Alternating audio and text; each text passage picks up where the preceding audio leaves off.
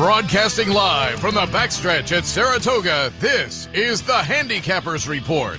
Brought to you by CapitalOTBBet.com, the premier online wagering site in New York State. CapitalOTBBet.com. Sign up today. And the Clubhouse Racebook, 711 Central Avenue, Albany. Make it to the Clubhouse Racebook.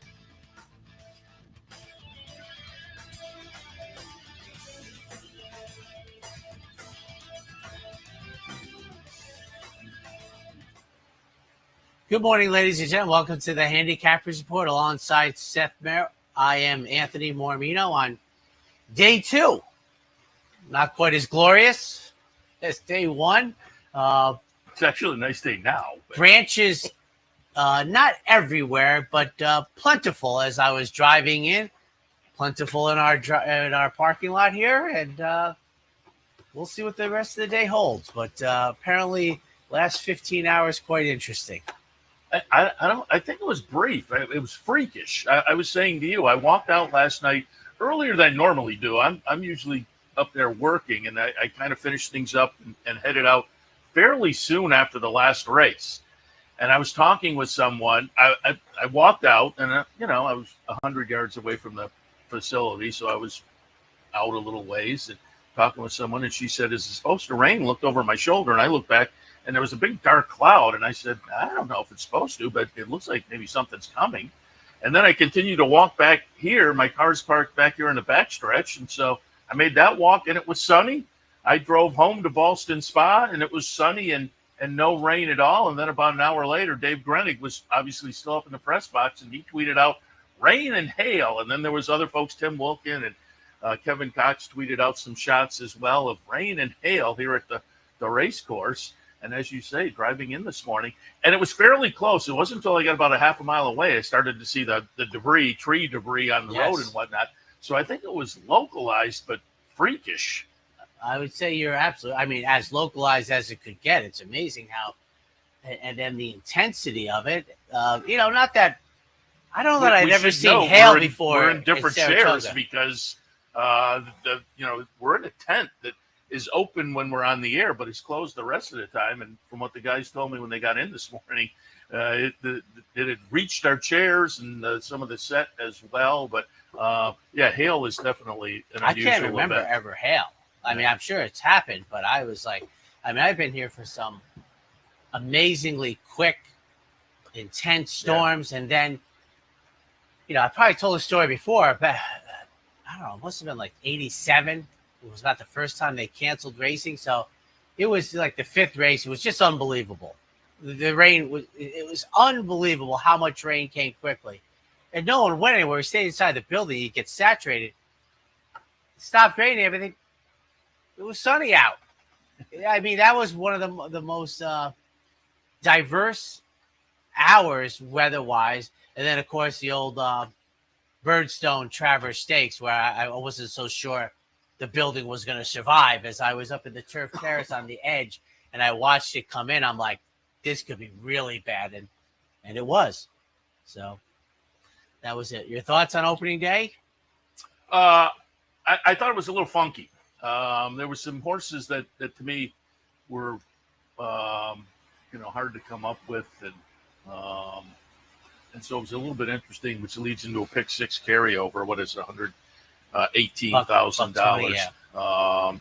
And just $9 winner, $3 winner, 10, 34, 670, 13, 10. But even a couple of those, like Cy-Fair, George Weaver first, or Lobby Rendezvous, they weren't horses that jumped out at me. Ozera, hats off to Steve Bick. Ozera was a DePaula play of the day, so he adds a little more money to the till with a $10 winner. Spiritual Lady at $25 and $34. Fremont Cara wound up the day. So again, it was a little bit funky. I was treading water. I had a couple of winners, but I felt like it was treading water all day long. So speaking of, this is where I am solely in the camp of the power of the CAWs. Lobby Rendezvous, the only scratch in the race was the 15-1 second time starter, so it wouldn't affect the price.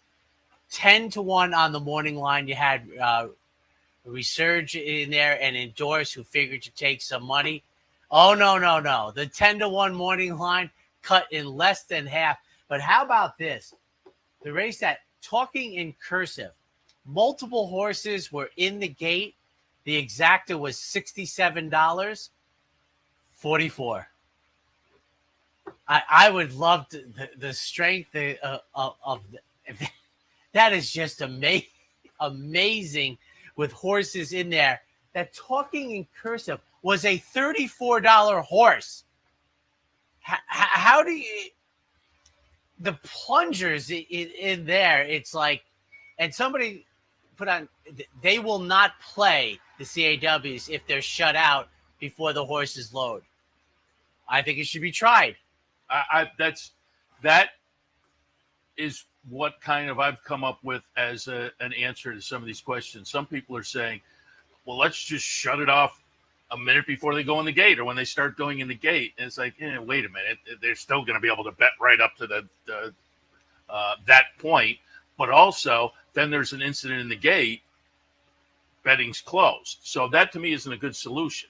But cut them off when they start to load in the gate. I'd like to see, how that the retail bettors can keep betting until it's off, but cut them off a minute before or as they load in. I have a million questions about this. There seems to be no discussion at all about it. Oh, I don't know. I imagine behind the scenes there because it's no, I mean so in front of the scenes. Well, I don't mean behind the scenes. I mean track operators saying that's it. This is just. I mean, some of the tracks have addressed it, and they have certain wagers that aren't allowed in. So, they recognize it. It's just they put so much money in. But I think Pat Cummings, I just have a million questions. I think Pat Cummings makes the best part. How the retail player, it's like they just take so much money out of the pool. It's like oh my goodness. Could you imagine if you were on to talking in cursive, like you had a real and you're thinking, and I still think of, especially exactas, like a $2 exacta. You're thinking like $1.40. You get 88. You're like, it's hard to stay in the game when you. But my main question is, how often do they win? I don't think I've ever seen a number on that. They clearly aren't invincible, and there would be a huge difference between they win 30% of the time or they win 70% of the time. 30% of the time, I say, have at it. They're putting money in the pool that most of the time they aren't getting and that we're getting. And it's not a one-to-one thing because all of their money is on, you look at the horse that goes off at 9-1 and comes under the wire at 3-1. You don't get that on the other horses, but their money is in the pool. I think they do very well. Well, clearly they do very well or they wouldn't. But part of the reason they do very well is they get huge rebates. So they don't necessarily have to win. They can break even or lose in the rebate. And if you're betting $1 billion, right, 7% is a pretty good annual come on that. So again, I would just like to see, and there are a bunch of other questions I have too, but the whole thing is. But before that, probably you're right. Just needs to be a little more focused on an interest. I would like to see some of the answers. And as I like to say, whenever the old days where you didn't see that type of drop, as a guy who used to chart, was a charter, you never saw that type of drop. It'd be like $5 would be a major thing. Yeah. So that was. You had to be. And I've seen some figures now where they're into the tries, and at the end of the day, they're just looking to grind out like 3 to 4 to 5% on their wagers. It's like they just, well, like I say, they cover so many bases. Some of these guys get 10% or more, and so you break even. And like I say, you're pushing $1 billion through the window. Oh my God, it was like, and I'm sure Of course, they're pushing it through the window. They're pushing it through it. And that's another thing. They say they play into the picks, and nobody's answered this question either, but I'm assuming they're plugged into the tote system. You and I have no idea before the first leg what our pick 5 combination is going to play. I'm assuming they do. Well, I said many years ago. Which to me is unfair. The bet, it's already kind of unfair that they can push in these large number of bets right up to the bell that are all done by the computer. and so that gives them an advantage. But you and I can bet up to the bell as well. We can't bet at that volume or whatnot, but you can make the area. But if they're looking at things we can't even have access to, then I'm a little. I've said this for at least 10 years about for a nation that got a man to the moon and brought him back successfully. Will pays is just a matter of addition and long division. Yeah, but, I mean, it doesn't matter how many combinations there are. But they're not going to display it. I mean, it's impossible to display that many combinations, on the screen before the race for like a pick 5. What was the harness tracks used to have it? Triple runners.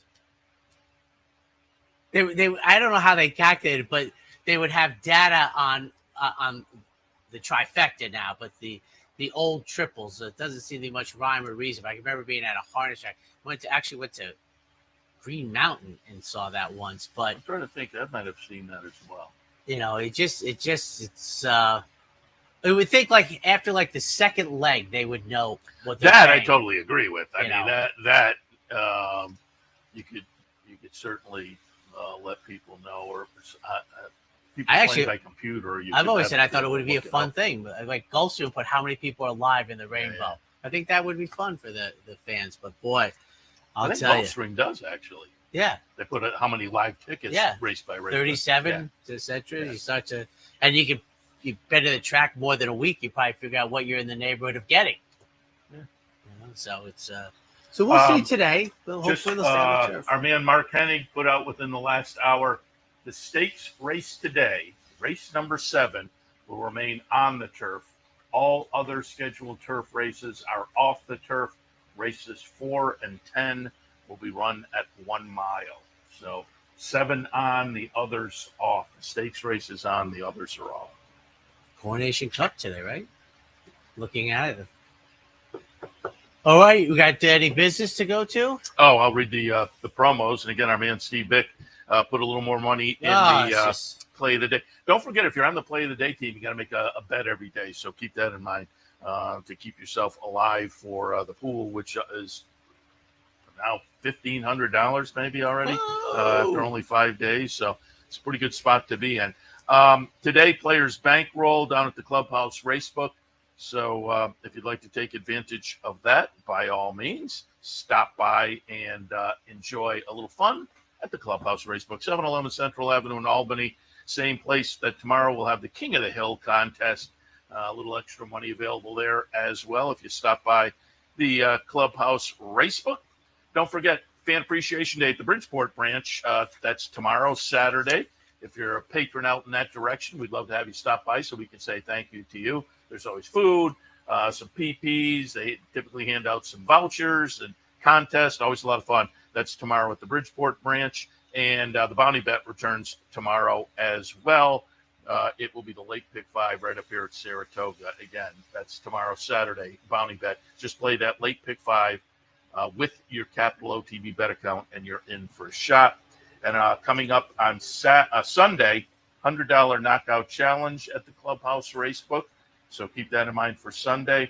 And also, I will have the $150 pick 3 bankroll. Entries are now open at capitalotb.com to get your chance to be on the team. Go to the website, click on the promotions link, look for that graphic, click on that, and fill out the entry form. I think entries will close sometime tomorrow. So put your name in the hat to potentially get on that pick 3 team. All right, then. Ready to kick it off? Seems I think the DePaul play of the day in the can. All righty.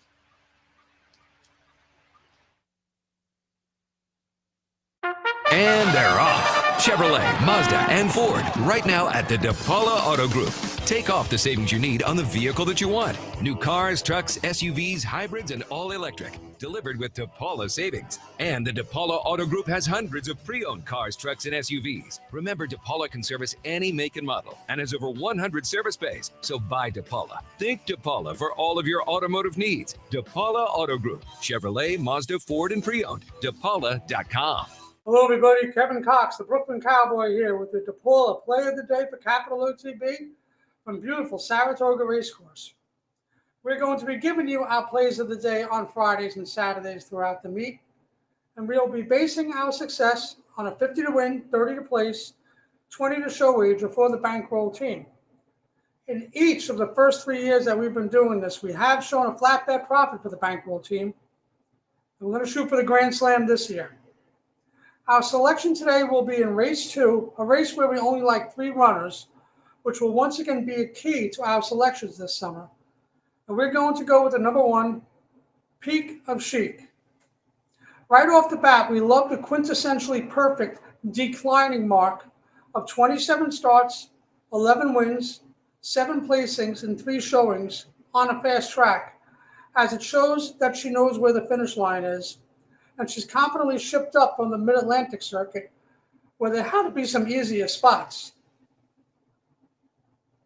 As for the pilot, he comes along for the ride, and he happens to be 1 for 2 with Michael Moore on this circuit at 6 to 1 or less, or breaks of less than 2 months, and that winner came back $8. The horse draws ideally today, and as a matter of fact, from 8 starts when getting the 1 or 2 post on a fast track, has 4 wins and 4 runner-up finishes from as many starts, from breaking from those 2 slots. So once again, our capital OTB DePaula play of the day for Friday is in race 2, number 1, Peak of Chic. Have a great day at the races, and we'll see you out there. And they're off. Chevrolet, Mazda, and Ford right now at the DePaula Auto Group. Take off the savings you need on the vehicle that you want. New cars, trucks, SUVs, hybrids, and all electric. Delivered with DePaula savings. And the DePaula Auto Group has hundreds of pre-owned cars, trucks, and SUVs. Remember, DePaula can service any make and model and has over 100 service bays. So buy DePaula. Think DePaula for all of your automotive needs. DePaula Auto Group. Chevrolet, Mazda, Ford, and pre-owned. DePaula.com. And welcome back, ladies and gentlemen, coming to you live from Clare Court on the backstretch of Saratoga, day number 2. Going to start in front of the stands once again, 3-year-olds and up in for 17.5, 3L going 9. And I'll note it again if you just tuned in. Mark Hennig, he's always on top of it. Tweeted out stakes race day, race 7 on the turf. The other races are off, and 4 and 10 will be run at a mile. So keep that in mind for this afternoon. I will say everything's dry now. Yes. I think it was just fast and furious that it blew through here.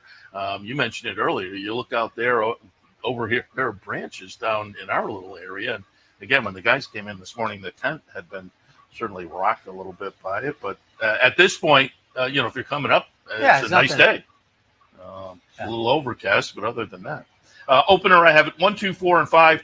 Golden Purchase on top. Nice little second place finish last time, was claimed out of that, claimed away from Rudy, but claimed out of a nice race just before that. Also a nice race, a win. They were both right at this price level. Last time was also at the 3L and 3L. So again, got some experience having moved up, going through N2, L2 back. So again, I think this one is a logical player, obviously, because the Knight in the second spot, just behind my top pick last time. You kind of like one, you have to like the other. And they were, fairly close. There was a little bit separating the second and third, Golden Purchase and Because the Night. But I don't know whether the distance warrants 2 to 1 versus 8 to 1. If you get 8 to 1 on Because the Night, I certainly think in the horizontals, you have to have that one included. And then Solo Empire on a class step for Rudy, stepped out of Allowance Company, back into a claimer last time and didn't offer a whole lot. Turf to dirt. Stretches out to 2 turns today, though, and gets some additional class relief that I think will be beneficial. Flavian Prod on board. See if he can get the day started the way he started yesterday. But the opener for me, pick 5 action kicks off 1, 2, 4, and 5. Be interesting to see how the main track plays today. Yeah. The early daily double yesterday, I think you could have timed with a sundial. I think for a 9 furlong and for a 6.5 furlong, they are probably, and I'm gonna look it up today maybe, but in literally the bottom 3% of lifetime run here. I mean, 155 and change, and then 120 and change. There were certainly comments that the group could have gone across the street and been competitive. I like that one. I concur. I used the sundial, but sulkies also. Then we'll see. Also, we'll see with the moisture in the racetrack. As I said, I'm sure it's going to look aesthetically very pleasing, but look at the chests of the horses. Because these are 1,000+ pound animals. They get a little deeper into it. I mean, it's like I said, the fact that Anna Marie was coated the other day just shocked me. So I'm thinking there's going to be moisture in the racetrack. I see it the same as Seth. I don't have much to add. I would say that, I might be a little inclined to swap my top two just because of the odd situation, because the night, I'll be interested to see. I don't want to draw any conclusions on the first day, but boy, I'll tell you, on the dirt from, where being forward might have been good in the earlier July 4th meet, maybe not as good yesterday. I'm thinking the whole thing was funky yesterday. Absolutely. I think you have to take, you're going to have to look back at these horses when they come back to see what was up with yesterday's racing. And unfortunately, but I'm going to be interested to see the odds too, because morning line. You think they're going to come closer together? But 3-1 on Solo Empire versus 8-1 on Because of the Night. And again, Golden Purchase and Because of the Night were 2-3 in their race last time. So I'll be interested to see how it shakes out. I'm 1-2-4, but I'm almost inclined if there's that type of separation, 2 and 8. I like higher odds horses. I mean, it's not very. Second race this afternoon, we'll kick off the early pick 4 as it normally does. B condition claimers going 3/4 of a mile. I'm 6-2-4 here. My flicker on the outside. I like the race 2 races back at Laurel. Moisture in the racetrack. This horse has done very well when there's been moisture. I'm on the outside. Have a running style that I'll be intrigued to see if it's successful in here. But my flicker, and I do think we will receive a better than 4-1 for the out-of-towner. For a second, number 2, She's Cool. Rudy claimed this horse for 16, scored. Now gets the free swings after that. For third, Seth's top pick, Bourbon Serengeti for Richard Dutcher Jr., a $50,000 claim. He got through the jail race with the 1X, and then now it comes here, 6-2-4. 4, 1, 3, and 6. Yeah, claim 2 back down at Churchill, and as you say, got the allowance start. Ran, okay, and their number was right with this horse. Typically fires, but again, against a little bit saltier, the finishing position was a 4th place finish. So I think moving back into this conditional claimer is going to be a good move. This horse does have a Saratoga start under the belt. Early last August, it was a decent little 2nd place finish, so seems to have perhaps a little bit of an affinity for the surface. So I'll put that one on top. Not a strong conviction. 2nd spot, Peak of Chic. That was Kevin Cox's play of the day. Comes up from Delaware most recently, a 3rd place finish, but have been on the New York circuit a little bit earlier this year and had been competitive. I think class-wise, you look down and this horse has bounced around, and I think is going to be an okay fit with this group this afternoon. And then Bedtime Story in the 3rd slot. Turf to dirt move, and I think that's going to be beneficial given what we saw on the dirt 2 and 3 back. Has a little early punch that may be explored today in the 2nd. 4, 1, 3, and 6. And the traffic is picking up. It really is, there's a real feel to it, but much more traffic this morning than yesterday. On to the 3rd race, State Breds. Entry-level allowance on the dirt, going 1 mile and an 1/8. 6, 4, 1, and 5. Number 6 is Incantation, and it's a Jim Bond runner. I was a little concerned. This horse laid off from January until April, and April until now. So there have been some starts and stops, obviously, in 2025. But in 3 of the 3 2025 starts, there have been a couple of 2nd place finishes. Now they bookend a poor performance, but that was against state bred allowance runners. I have said that is a move that I'm concerned. I like going state bred to claimer, not so much the other way. Now, we're going the other way today. And again, off a layup. So this is one of those where I kind of went back and forth, but the others, there was nothing else that that super attracted me. So I wound up on Incantation with Trepidation. Pineapple Man in the second spot. A win 2 back, moved into Allowance Company last time and didn't do as well. So again, there are question marks there. Eric from Miami off the claim for Wayne Potts. He's okay off the claim. The claim Grace was a nice win. That was off a little bit of a layoff, a couple of months on the sidelines, but it was a nice move there. I'm assuming Chris Elliott will be riding today. That seemed to be the indication from his agent, Jose Santos, which is great news because his horse clipped heels or had a little trouble on the turn yesterday in one of the early races. And Chris Elliott went down, and he was, I think, complaining of some pain. They took him to the hospital and did the full barrage attack. Did you see the picture in the hospital where he's kind of sitting in the hospital sipping out of the cup? I saw and that. He's got to point at the camera. But you see the full body, and he's got a blanket over him, but he's wearing jeans and cowboy boots. I saw that. That was nice. So, again, it was great to see that he bounced out of it. And I think he'll be on today's – he's scheduled to be on board. Eric from Miami. Third at Saratoga, 6'4", 1 and 5. Modern social platforms, just something changed a lot. We'd be coming up here going, geez, I wonder what's up, what's going on. Who knows? Absolutely. There'll be jockey changes, whatever, but you have up to minute. I have to say that, watching the racing yesterday, I would be inclined to flip-flop my top 2 picks. I'm not completely settled on what I saw yesterday because as we kind of both agreed, it'll be interesting to see how the horses who raced yesterday go forward because it's just, I'm having fun, but it's let me say it's almost inexplicable. You go 155 at Saratoga and you go 120. So I don't think it was the horses, but we'll figure it out.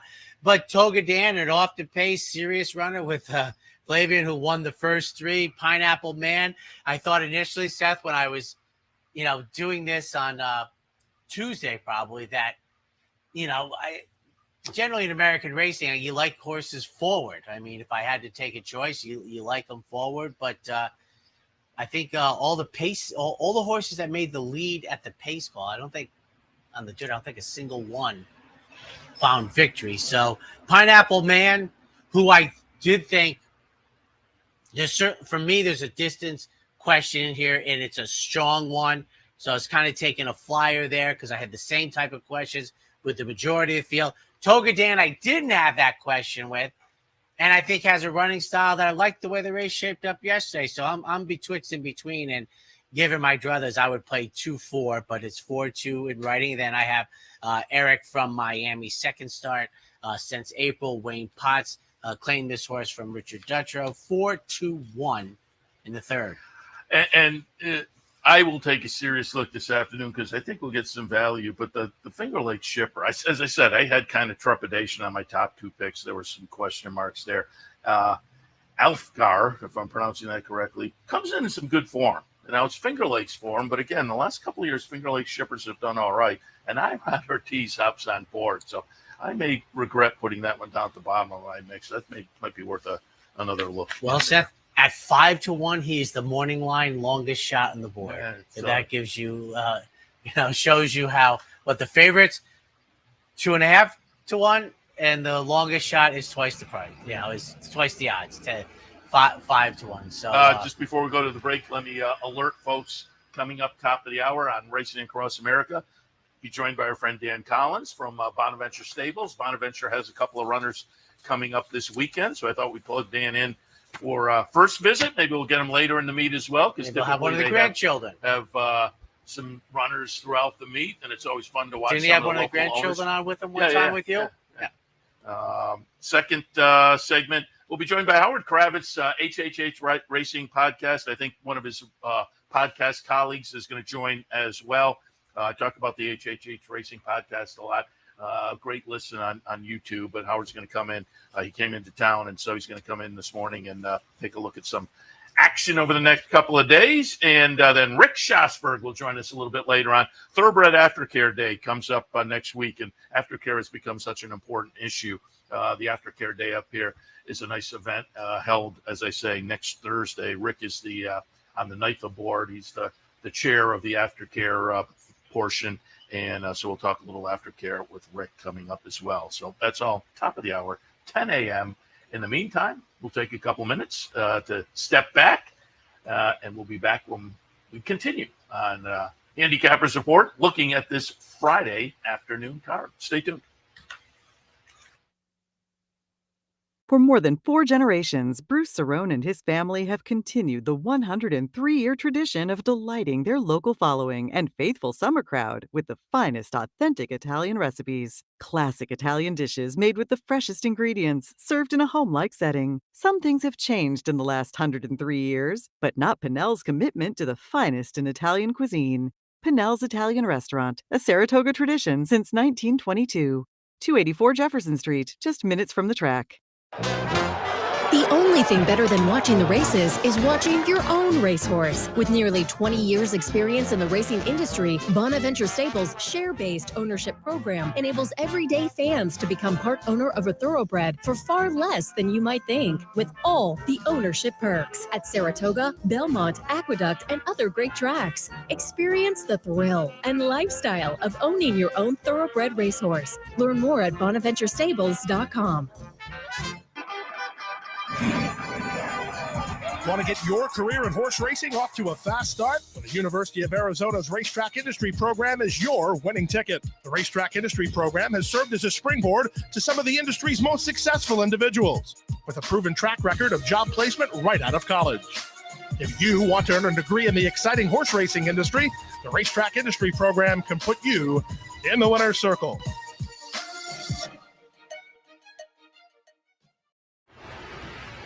Welcome back to Handicappers Report. Seth, Merrow, Anthony, Mormino going over the Friday card. And I'll keep repeating it for folks who maybe weren't tuned in. There was a crazy storm up here yesterday. You might have missed it. Ballston Spa, I missed it. But it was heavy. The track did not. Yeah. So the stakes race 7 is on today. The other turf races are off, and 4 and 10 will be run at a mile on the main track. So coming out of the chute. Speaking of which, David Aragona and Mike Beer did a nice series of videos for Daily Racing Forum. They're on YouTube on some various topics of trends and whatnot. And I watched the first one, and David Aragona did something I've been meaning to do for a while now. Look back at since the Wilson chute has come in the last, 2 years, and had post positions that, post position winning percentages. And just, I'll put it this way, it's a nice graphic to look at and save. But if you're outside of 7, do not. That was, I believe, the central issue when they brought it back in '92 was that the edge that the inside horses had. I was kind of surprised when all the way out to 7, but 1 through 7 were okay. And I had said this many times before. I think, I'm not saying a newbie, but even a casual fan, if you let that head-on shot stay, you could see the geometry of the problem. I mean, trust me, nobody likes spreadsheets more than me or graphs, but boy, I think the optics for that were so powerful. You'd be like, boy, that's quite a disadvantage to negotiate there. So I also think, because I saw it, that they addressed the CAWs. Oh, I didn't watch all of them. I watched the David one so made far. Another point on X about them and finding. All right, 4th race today, state bred optional claimers, non-winners of 2 other than. Again, it was scheduled on the turf. Now we're a mile on the main track. And I mean, this changes the race so much. I mean, I noticed there's a couple of races, and when I say couple, I mean like 4 to 6, where there's almost half a dozen MTOs, and this is one of them. There were 7 in the main body. There's 6 MTOs, and but this race where you had the even money entry for the turf race, I don't know that either one's going to play. My favorite game here is, I think the 1, the 3 come out. I think Carmen's Candy Jar got the race that they were hoping for. I think the 4 comes out, the 2B, the 5, my top pick. I want no part of. The entry completely comes out. Then you're left with, Seth, 6 MTOs. Who stays? Who goes? And the other thing somebody said to me once before, and I don't know that is relevant, like getting Lasix out of your system, like sometimes you can't go. You're just like, so I don't know between the 6 MTOs. I don't know if all 6 are going to run. I would say in the main body, the Todd Pletcher is the happiest one of the day. Yeah. I think Carmen's Candy Jar, who was not an MTO, I should come up with a term for it, because I really think they were an MTO. Yeah. So Carmen's Candy Jar, who I like the effort here at the Belmont meet very much, to me. In and off the turf. Gets it off the turf going the mile, in my opinion, is going to be breaking from the number 1 post position. That's just projecting on my part. And, if they all stay in, number 12 will be in the number 7 post position if all the rest scratch out. So I think Todd Pletcher and Irad Ortiz, and this is a case, Seth, where I think I got to come up with a term. I don't want to say phony MTO, but a main body horse is going to be a strong favorite against MTOs. And I'm there. 2, 9, 12, and 4. Yeah. Carmen's Candy Jar. I think it's been a nice runner for Pletcher and Rapoli throughout the career. As you mentioned, won and off the turf for last time, right up here at Saratoga, going a mile. So I'll land there. I think you're right. I think the betting public is going to land there as well. Then I went out to the MTOs. Army Gal comes in with a pretty good record, 4 exacta finishes and 5 career starts for Linda Rice. So she should be very tough. And Malou on the outside the number 12, also a Linda Rice runner, getting what they want with the main track only, coming out of a 1.8 mile dirt win down at Aqueduct in the latest start. So for me, on the dirt in race number 4, 2, 9, 12, and 4. And I'll say this about Army Gal, who I think there's going to be considerable scratch. The distance is the only question, because everything else fits, but it's going to have to go the mile. On to the 5th race. We have 3-year-old fillies, claimers in for $100,000. Top of the page, evenly matched. I have in this group of 6. Well, 6 at this point. I haven't seen any scratches. 5, 4, 1, and 2. We'll put Lady Orient on top. I need to interrupt you here. We have every horse covered. We have every horse covered. That's the 6-horse field. Oh, wow. That's wild. Tommy Amos, Dylan Davis with Lady Orient coming out of a race down at Churchill last time that wasn't a whole lot. There were some races before down at the fairgrounds that were okay. They were on the turf. So, again, this is another one of those where I think there's some question marks. But I do think this horse with the best effort can be in the mix with this particular group. So I'll go Lady Orient on top, low key in the 2nd spot. It's another Tommy Amos runner. Hasn't been seen since a try in the Virginia Oaks, that little Virginia Derby meet they had down at Colonial earlier this year. Did not fare well in the Virginia Oaks. But the maiden breaker just before that, the start just before that, I think this horse has a little bit of talent, cuts back to the sprint distance today and drops in for the tag, the high tag, but that all could help with low key. And then always practical in the 3rd spot. 2nd off the claim for Linda Rice. Again, it's one of her Kentucky claims, so she had to start down in Kentucky against a little bit saltier, you would think. And now I think maybe a well-spotted up here with this group. So, again, some trepidation with the top pick, but it's one of those races where I think they're kind of evenly matched, and I have pros and cons on most of them. 5, 4, 1, and 2. And I'm the type of guy that I start focusing on the Kentucky Derby when the PPs come out, because it'll all come to me eventually, right? So this is not something I'm dialed into, but when you claim a horse, is it you can't take him off the grounds until the meet ends? There are rules, but I'm because not sure you what could they just are. and so you look. Linda claimed this horse. This horse worked out at Churchill Downs June 22nd. The Churchill Downs meet ends. And I think I should look into that. But as I said, the one thing we have going for us on the Handicappers Report, Seth, We are guaranteed to have touched on the winner of the fifth race at some point between the two of us. That it's almost, I'd like to get the math, have the probability. And I want to say this. So I thought the racetrack, when you send in your picks about 36, I thought the racetrack is going to play one way. I think it played maybe a little differently. And then you have a rainstorm. So I have multiple variable factors in play here, which I'm fine. I mean, I've said it before. I love chaos. I mean, I'm going to have to learn something to see how it's playing. And the reason I bring that up is, as I mentioned earlier, I'd be inclined to want to switch the 3 and the 2.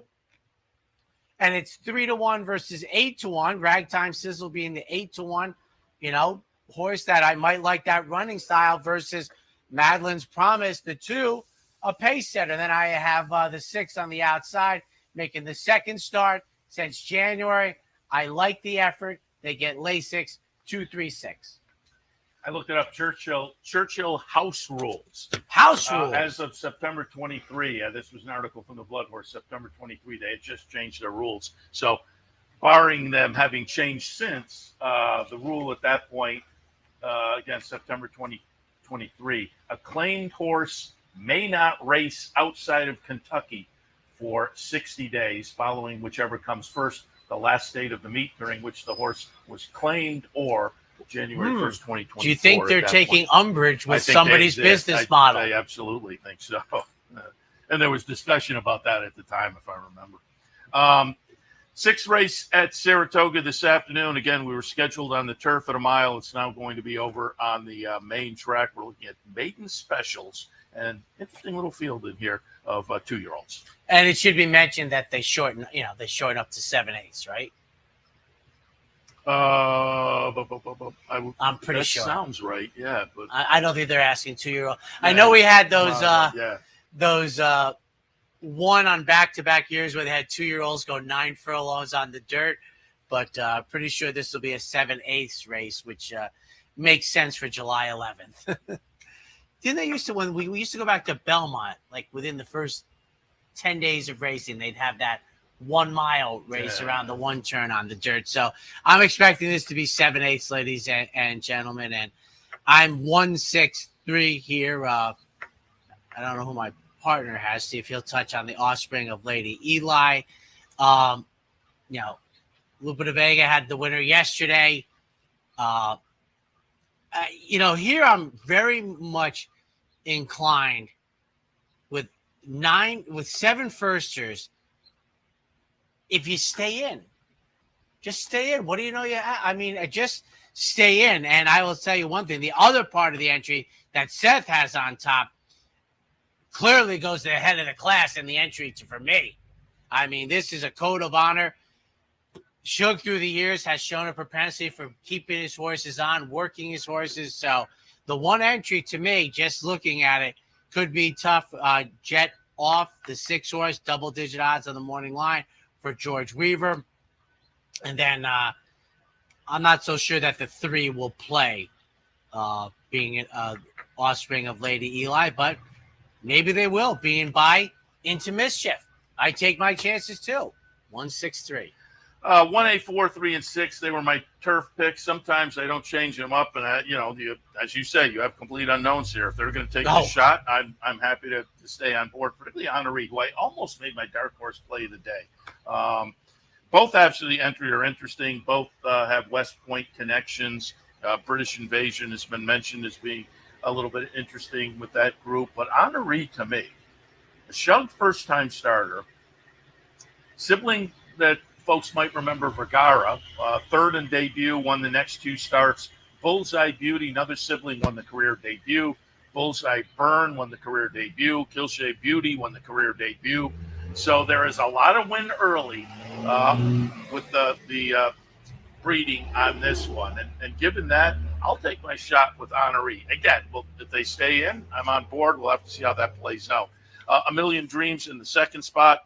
Another one with some win early breeding. This one for Kevin Rice. I want a promotion, 2nd in debut. Won the 2nd start. Worthy to Stand was a debut winner. Mackenzie Honey was a winner in the first couple of starts. So plenty of win early siblings there as well. We're getting 12-1 on A Million Dreams. And then the sibling to, or the offspring of Lady Eli. This is actually the third offspring, but the first two ran in Europe. And they were not stellar by any means. So I was a little bit put off by that, but I don't think you can ignore Cherie DeVaux gets this one in the barn. And the first United States runner into mischief on top. Wouldn't surprise me to see this one run well. If they stay in, that's a huge question mark too for this one. But for me, in the 6th, 1A, 4, 3, and 6. And just a quick note going out, I will tell you that if Orbit, the 7, stays in, that Austrian Medallion d'Or will have my eyes on them.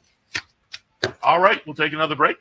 When we come back, more from Friday Saratoga. Stay tuned. 7-Eleven. It only takes one upset to make history, and now you can be part of Saratoga's long tradition at the Dark Horse Mercantile. The Dark Horse Mercantile offers a carefully curated selection of clothing, gifts, and home decor, from one-of-a-kind vintage racing memorabilia to select brands like Barber and Under Armour, as well as exclusive Dark Horse branded merchandise. So celebrate the Dark Horse in all of us at the Dark Horse Mercantile, downtown Saratoga, where the smart bet is always the Dark Horse. A day at the track isn't complete without a night at the Horseshoe. Great food, hot music, and cold drinks. So why go downtown when all the action's just across from the track? The Horseshoe Inn at the corner of Nelson and Gridley. You like free money? Well, Capital OTB gives its players plenty of opportunities to cash in. At Capital OTB, there are so many ways for horse players to receive bonus dollars by simply participating in promotions such as our bankrolls, bounty bets, online handicapping contests, and much, much more. Plus, with Capital OTB's Player Rewards program, you get actual cash back. So what are you waiting for? Log on today at CapitalOTB.com or CapitalOTBBet.com and claim your free money.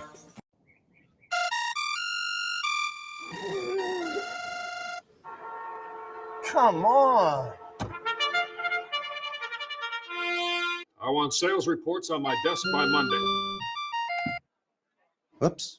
My bad. Love racing? RTN brings you every live simulcast on your home television, plus live video streaming and race replays on your PC and mobile devices. To order, visit RTN.tv.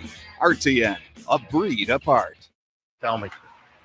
And welcome back, ladies and gentlemen. On the turf, stakes action today, the Coronation Cup, 3-year-old fillies, 5.5. And again, the lone race that is scheduled to stay on the turf today, 3, 1, 5, and 7. Chloe. They pronounce it Chloe. I'll go with that. But the name Chloe has an H in it.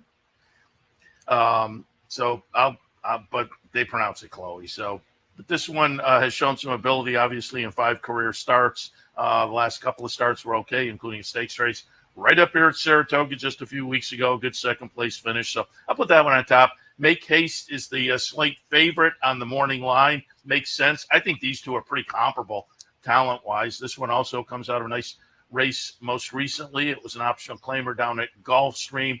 Miguel Clement trainee, Flavian Prat on board, and Spirited Boss. Same trainer as my top pick, so becomes the longer half of the D'Angelo uncoupled entry.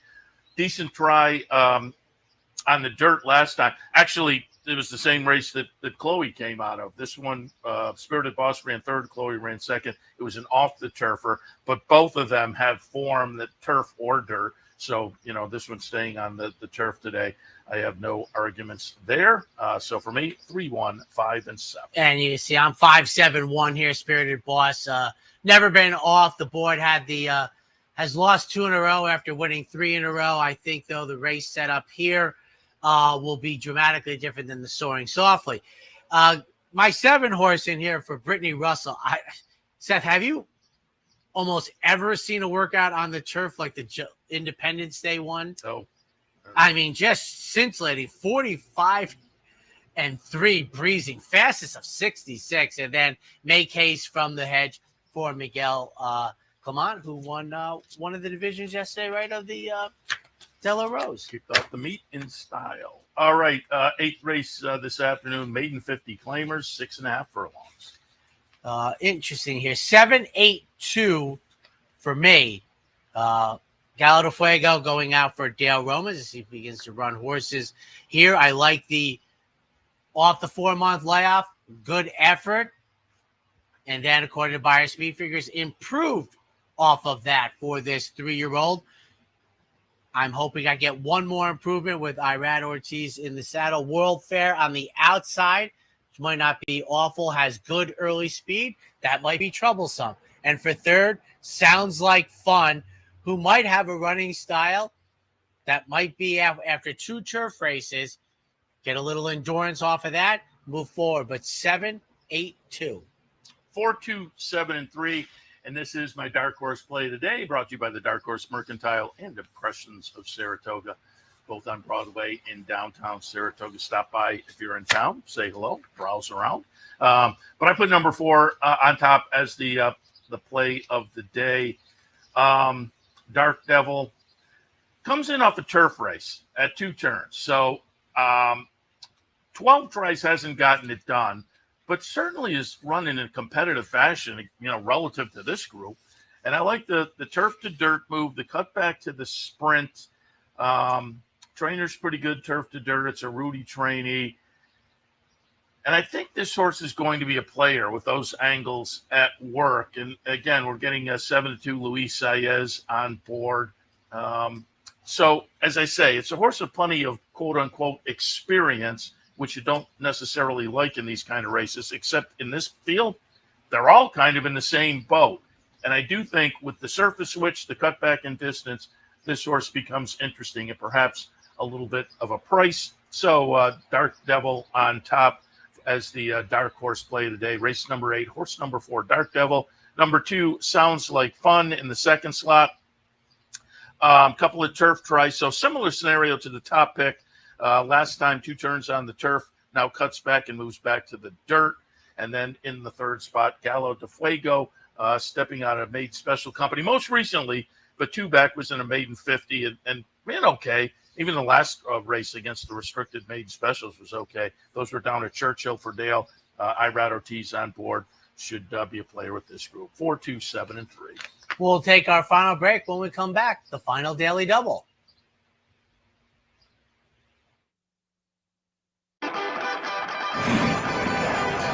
Want to get your career in horse racing off to a fast start? Well, the University of Arizona's Racetrack Industry Program is your winning ticket. The Racetrack Industry Program has served as a springboard to some of the industry's most successful individuals, with a proven track record of job placement right out of college.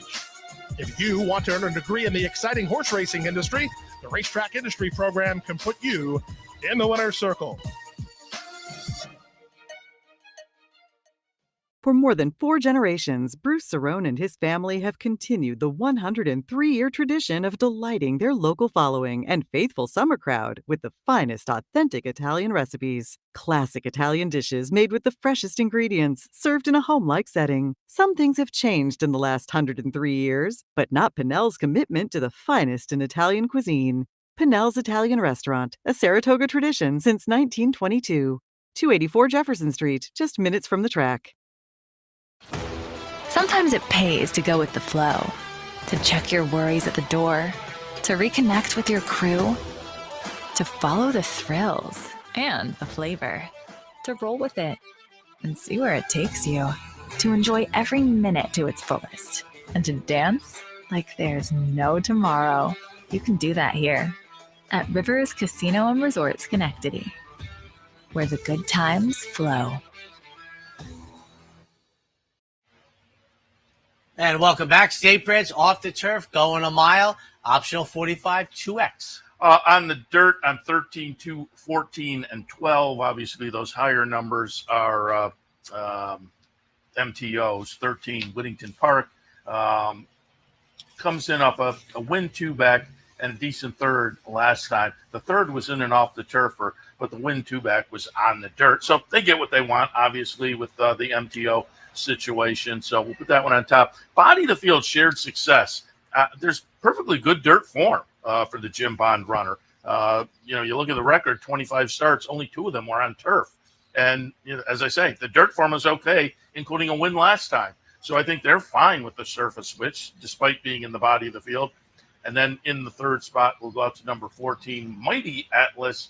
Wayne Potts off the claim. Horse was claimed 2 back as well, so popular at the claim box in the last 2 starts.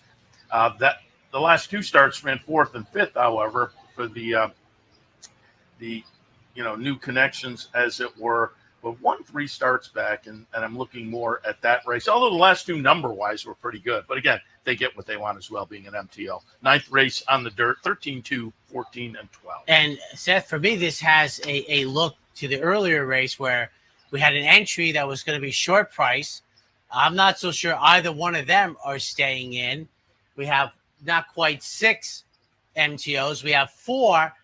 But like Carmen's Candy Jar, I think my top pick got the race they really wanted. Now, I'm not going to get 20 to 1, I think, but Baron of Sealand, to me, for Danny Gargan, is going to be a major player here going the mile, the offspring of Liam's Map. We're going to draw inside. I almost want to say, well, we're either getting the number 2 post position or the number 1, and I'll be okay with that.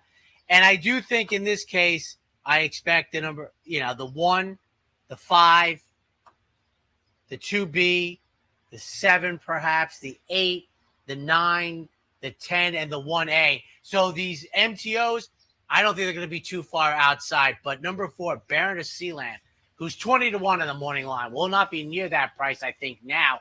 If for no other reason, I think it's going to be a short field. But intriguing how 2 of the turf races had entries. Well, I think the other one was even money. This was 1 to 2. 10th and final today, go off about 6:15. Again, it was scheduled for the grass. It will go on the main track now at a mile. We're looking at optional claimers, non-winners of 1 other than. In here also, tough. This is how many? Only the 3 MTOs. That got us to 16. That's why. And Jeff Carl told me something years ago. You actually there might have been 13 MTOs trying to get in, but 16 only get the spot. They don't take more than that. And I do think that going a mile, the liability for them is they're going to draw the outside. I don't know how far the outside is, but boy, they would seem to have past performances that will control this race. So to me, see how many scratches you could get. And I'm also thinking, Seth, there might not be a bevy full of scratches. There might be 5 or 6 of the main body that stay in. I mean, not 5 or 6, it might be 7 or 8 that stay in. So they could be way outside here.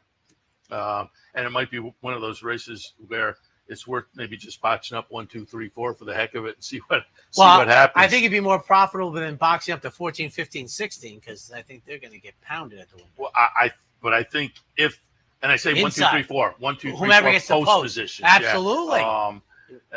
Because they'll potentially be body of the field and they may get overlooked. But for me, 15, 16, 9, and 14, soon to be king, George Weaver runner that comes out of some nice tries on the dirt and some stakes action against state breds. Second spot, Jerry's Out, also comes in off a couple of good races, a couple of wins most recently, makes sense. Super Times, body of the field, but the Live Oak Plantation runner has dirt form and a good workout coming in. So I'd expect that one to definitely stay in and will be dangerous as well. In the finale on the dirt, 15, 16, 9, and 14. Well, pay attention to the network. I only glanced at weather, and it looked like there was going to be some moisture at the beginning of the meet. And, we'll see what today plays like. Right now, pleasant. Yeah. I do expect there to be moisture in the racetrack. There's no sun. There's no wind to dry out after that deluge. Did anybody indicate how long it lasted? Was it like only 15 minutes, or was it I haven't seen half but hour I or something? I do think it was quick. Right. I agree with you. I think it was quick. But and I was saying earlier, I don't recall hail. I would, if I was betting, I would say it happened, because that's probably the way you should bet when you're talking about forever. But not too often do I remember hail up here. But nice Friday afternoon. Come on up if you can. If not, down at the race book. Each days I go. We'll see you back here tomorrow morning.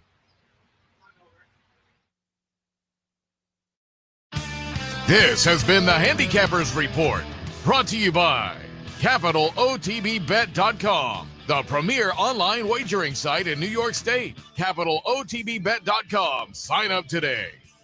And the Clubhouse Racebook, 711 Central Avenue, Albany. Make it to the Clubhouse Racebook.